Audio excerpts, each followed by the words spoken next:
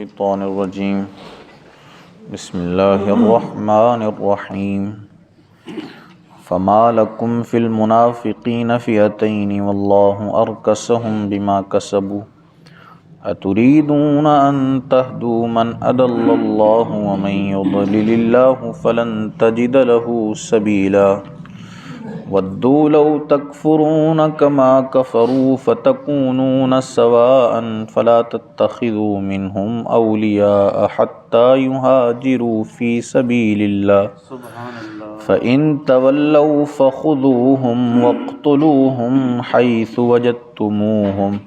ولا تتخذوا منهم وليا ولا نصيرا إلا الذين يصلون إلى قوم بينكم وبينهم ميثاق أو جاءوكم حسرت صدورهم أن يقاتلوكم أو يقاتلوا قومهم ولو شاء الله لسلطهم عليكم فلقاتلوكم فإن اعتزلوكم فلم يقاتلوكم وألقوا إليكم السلم فما جعل الله لكم عليهم سبيلا صدق الله مولانا العظيم الصلاة والسلام عليك يا سيدي يا رسول الله وعلى آلك وأصحابك يا سيدي يا حبيب الله الصلاة والسلام عليك يا سيدي يا نبي الله وعلى آلك وأصحابك يا سيدي يا نور الله فما لكم في المنافقين فئتين والله أركسهم بما كسبوا تو تمہیں کیا ہوا کہ منافقوں کے بارے میں دو گروہ ہو گئے ہو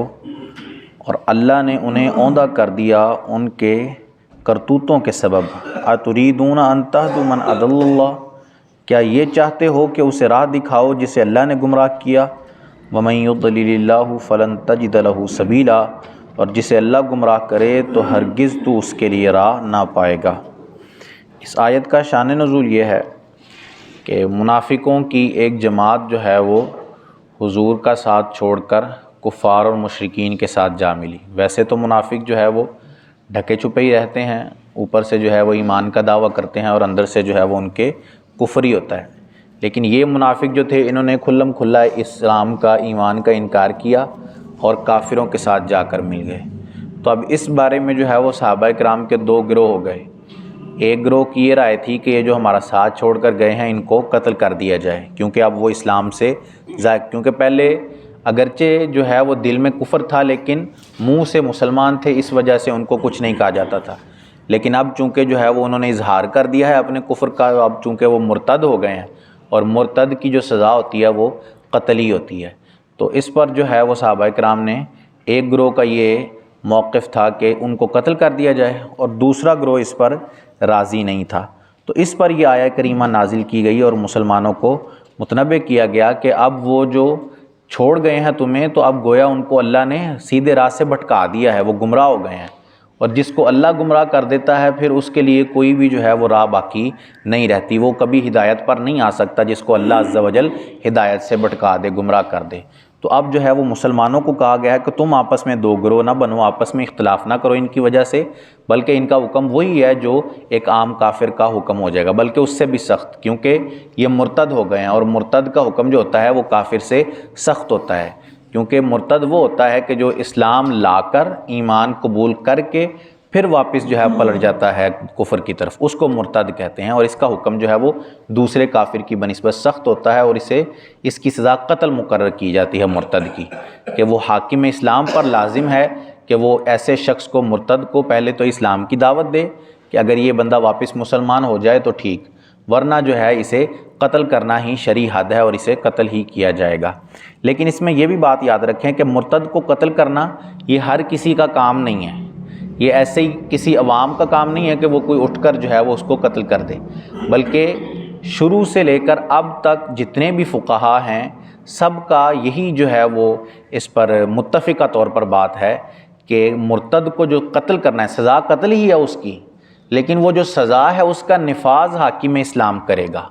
جو حاکم ہوگا اس وقت، جو پاور میں ہوگا اس وقت اسلام کے طور پر، وہ جو ہے اس کا نفاذ کرے گا سزا کا۔ کسی عام بندے کو اس کو مارنے کی اجازت نہیں دی جائے گی۔ لیکن دوسری طور پر بات یہ بھی ہے کہ یہ اجازت تو نہیں ہے کسی عام بندے کو، لیکن اگر کوئی قتل کر دیتا ہے اس کو تو پھر اس سے مواخذہ بھی نہیں کیا جائے گا۔ اگر مرتد کو کوئی شخص قتل کر دیتا ہے، اس کا کام نہیں تھا قتل کرنا،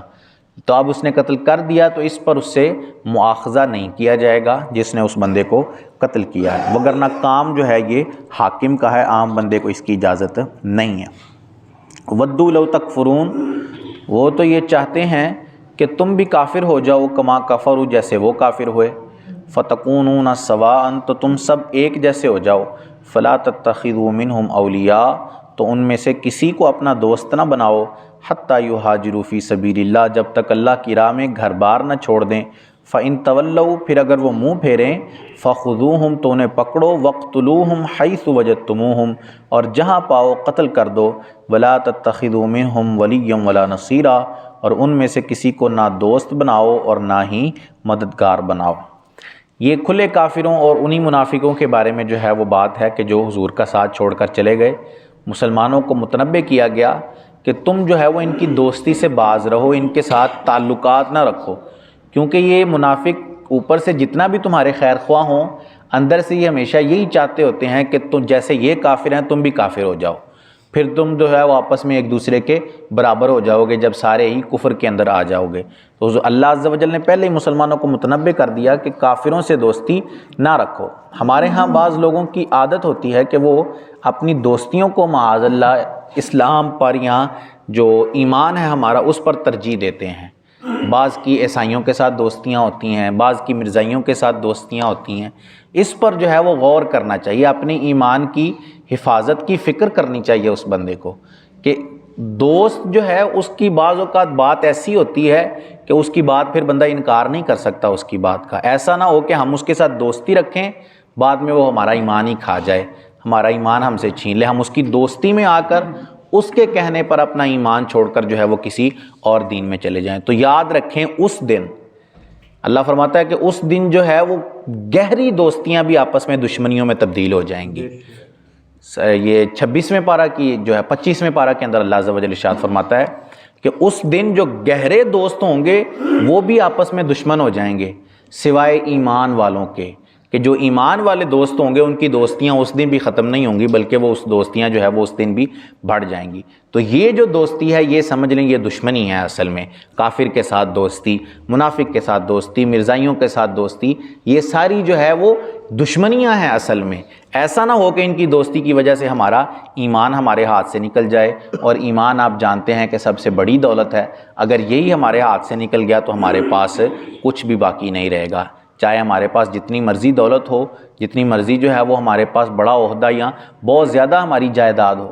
کچھ کام نہیں آئے گا اگر ہمارے ہاتھ سے ایمان ہی نکل گیا۔ تو اس لیے ایمان کی حفاظت کی بہت فکر کرنی، کوئی دوستی کا لحاظ نہیں کرنا۔ ہماری دوستی صرف اسی بندے سے ہونی چاہیے جو اللہ رسول کا ماننے والا ہے، جو اللہ رسول کا ماننے والا نہیں ہے ہمارا تعلق ہی نہیں ہونا چاہیے اس کے ساتھ۔ صحابہ کرام کو تنبیہ کی اللہ نے، فلا تتخذوا، یہ لا تتخذوا عربی میں نہیں کا صیغہ ہے۔ نہیں جو ہوتی ہے وہ حکم کے لیے ہوتی ہے، کسی کام سے روکنے کا حکم دیا جانا، اس وقت جو ہے یہ صیغہ استعمال کیا جاتا ہے، یہ لفظ استعمال کیا جاتا ہے۔ تو اللہ عز و جل نے یہ ارشاد فرمایا، تو اس سے واضح ثابت ہوتا ہے کہ یہاں ان کی دوستی سے رکنا یہ فرض ہے، ضروری ہے مسلمان کے لیے کہ وہ ان کے ساتھ دوستی نہ کرے، ان کے ساتھ اپنے تعلقات قائم نہ کرے۔ جتنا ممکن ہو سکے اتنا بچ کے رہیں، کیونکہ ہمیں جو ہے وہ اپنے ایمان کو بچانا ہے۔ ہمارا تعلق بس حضور اور حضور کے ماننے والوں کے ساتھ ہے، کہ وہ بڑی اچھی نعت ہے، اس کے اندر شعر ہے کہ جو تمہارا نہیں اسے ہم نے، جو تمہارا نہیں اسے ہم نے اپنے دل سے نکال رکھا ہے۔ ہمارے ساتھ اس کا تعلق ہی نہیں ہو سکتا جس کا سرکار کے ساتھ تعلق نہیں ہے، جو معاذ اللہ حضور کی گستاخیاں کرتا پھرے اور حضور کی گستاخی کرنے والوں کو معاذ اللہ کوئی مجدد کوئی نبی کہتا پھرے۔ اب مرزائیوں کی چال یہ ہوتی ہے کہ یہ بعض اوقات کہتے ہیں کہ ہم جو ہے وہ اس کو نبی تو نہیں مانتے، مرزا کو، مطلب مرزا جو غلام احمد تھا ان کا، وہ کہتے ہیں ہم اس کو نبی تو نہیں مانتے۔ ان کے دو گروہ ہیں مختلف، ایک گروہ تو نبی مانتا ہے، واضح کہتا ہے کہ وہ نبی تھا، ایک گروہ جو ہے یہ کہتا ہے ہم نبی نہیں کہتے اس کو، بلکہ ہم کہتے ہیں کہ وہ مجدد تھا، بہت بڑا عالم تھا۔ اس کا تو ایمان ہی ثابت نہیں ہے، عالم ہونا تو دور کی بات ہے۔ وہ بندہ جس نے نبوت کا دعویٰ کیا ہو وہ تو مسلمان ہی نہیں ہے، تو اس کو مجدد ماننا یا بہت بڑا عالم ماننا، وہ بندہ ایسا کافر ہے کہ جو اس کے کفر میں بھی شک کرے وہ خود بھی کافر ہو جائے گا۔ وہ بندہ غلام احمد مرزا جو ہے وہ ایسا کافر ہے کہ اس کے کفر میں شک کرنے والا خود کافر ہو جائے گا۔ مسلمان کے لیے ضروری ہے کہ یہ یقین رکھے کہ وہ پکا کافر تھا، چہ جائے کہ بندہ اس کو مجدد یا جو ہے وہ بڑا عالم مانتا پھرے۔ تو کسی کی باتوں میں نہیں آنا، صرف اور صرف حضور اللہ رسول کے ماننے والے کے ساتھ ہماری دوستی ہے، اور کسی کے ساتھ ہمارا تعلق نہیں ہونا چاہیے، چاہے وہ گہری دوستی ہو یا چاہے وہ گہرا رشتہ ہو ہمارا، چاہے وہ ہمارے اپنے ماں باپ ہی ہوں۔ ہمیں جو ہے وہ صرف اور صرف حضور کی نسبت کا خیال ہونا چاہیے، چاہے ہمارے ماں باپ ہو، ہمارا ان کے ساتھ کوئی تعلق نہیں ہے اگر وہ جو ہے حضور کے خلاف نکل پڑتے ہیں یا اللہ رسول کی نافرمانی کرتے ہیں، اللہ رسول کا دین چھوڑ دیتے ہیں، تو ہمارا ان کے ساتھ نہیں تعلق ہونا چاہیے۔ حضرت ابوبکر کے بیٹے نے آپ سے جب مسلمان ہو گئے وہ بیٹے، تو پھر آپ سے کہا کہ بدر جب ہوئی تو اس وقت کئی مرتبہ آپ میری تلوار کے نیچے آئے، لیکن میں نے باپ ہونے کی وجہ سے آپ کو چھوڑ دیا کہ آپ میرے والد ہیں، اس لیے میں نے آپ کو چھوڑ دیا۔ سیدنا ابوبکر نے اس کو جواب دیا کہ اگر تم ایک دفعہ بھی میری تلوار کے نیچے آ جاتے نا تو میں تمہیں نہ چھوڑتا، ادھر ہی تمہارا سر اتار دیتا، کیونکہ اس وقت تم اللہ کے دین کے خلاف نکلے ہوئے تھے، اللہ کے دین کے خلاف آئے ہوئے تھے، اس وجہ سے میں تمہیں نہ چھوڑتا۔ ابو عبیدہ ابن جراح امین امت، بہت جو ہے وہ فضیلت والے صحابی ہیں، عشرہ مبشرہ میں سے ہیں، انہوں نے جو ہے وہ ان کے والد جو ہے وہ حضور کے بارے میں جو بری باتیں کرا کرتے تھے، انہوں نے ادھر ہی اپنے والد کا سر اتار دیا، کوئی خیال نہیں کیا کسی نسبت کا۔ نسبت کا خیال ہے تو صرف حضور کی نسبت کا خیال ہے، جو سرکار کا ماننے والا نہیں ہے ہمارا اس کے ساتھ کوئی تعلق نہیں ہے۔ اور یہ کوئی ہم اپنی طرف سے نہیں کہتے، اللہ نے حکم دیا ہے لا تتخذوا منہم اولیاء، کہ ان کو دوست نہ بناؤ اپنا، کیونکہ یہ تمہارے دوست ہو ہی نہیں سکتے، یہ دوستی دکھائیں گے لیکن اندر سے ہمیشہ تمہارے دشمن ہی رہیں گے اور تمہارا ایمان ضائع کرنے کی فکر کے اندر رہیں گے، اور اگر تم نے ان کے ساتھ دوستی کی اور قریب ہے کہ تم اپنا ایمان ضائع کر بیٹھو گے، اور اگر ایمان ضائع ہو گیا تو ہمارے کا ہاتھ کچھ نہیں آئے گا، ایمان کے علاوہ اور کچھ بھی ہمارے پاس نہیں ہے جو ہم جو ہے وہ اس دنیا سے لے کر جا سکیں۔ اللہ عز و جل سے دعا ہے کہ اللہ عز و جل ہمیں عمل کی توفیق عطا فرمائے، آمین بجاہ خاتم النبی صلی اللہ علیہ وسلم۔ اللہم صلی علی سیدنا و مولانا محمد معدن الجود والکرم وعلی آلہ واصحابہ وبارک وسلم۔ مالک کریم عز و جل نماز فجر ادا کرنا، درس کرنا، سننا اپنی بارگاہ میں قبول فرما، غلطیاں کوتاہیاں اپنے فضل و کرم سے معاف فرما، ہم سب کی، ہمارے والدین کی اور حضور اکرم صلی اللہ علیہ وسلم کی ساری امت کی بخشش فرما، ہم سب کو خلوص و استقامت سے 5 وقت باجماعت نماز پڑھنے کی توفیق عطا فرما، مالک کریم ہم سب کا خاتمہ بالایمان فرما، ہمیں اپنے ایمان کی حفاظت کرنے کی توفیق عطا فرما، ہم سب پر اپنی نظر رحمت فرما۔ سبحان ربک رب العزت عما یصفون وسلام علی المرسلین والحمد للہ رب العالمین، صلی اللہ تعالی علی رسولہ خیر خلقہ محمد وعلی آلہ واصحابہ اجمعین برحمتک یا ارحم الراحمین۔